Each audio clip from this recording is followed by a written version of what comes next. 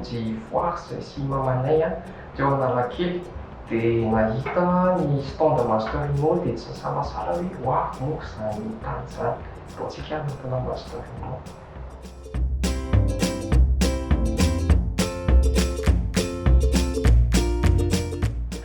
Rehefa nijery an'ilay tany izay dia tonga dia afa-po satria tonga dia mifanintana be amin'ilay hoe fa efa mividinao ilay izy ilay tany tsara tarehy.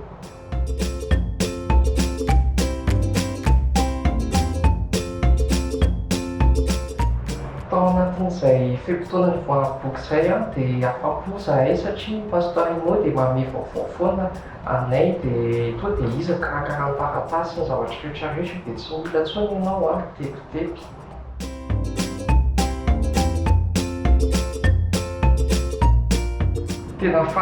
Tena faly satria zavatra manan-danja be ao amin'ny fiainana izany hoe manana tany izany ho an-taranaka faramandimby ho avinao hoentinao miafy, hoentinao manatsara ny fiainanao.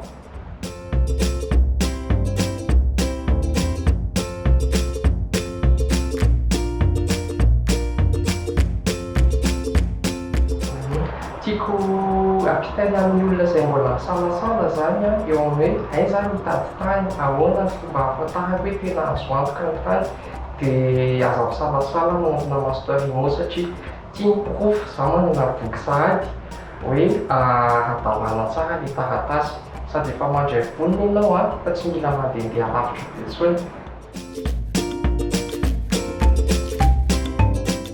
Sotra betsaka anao kokoa.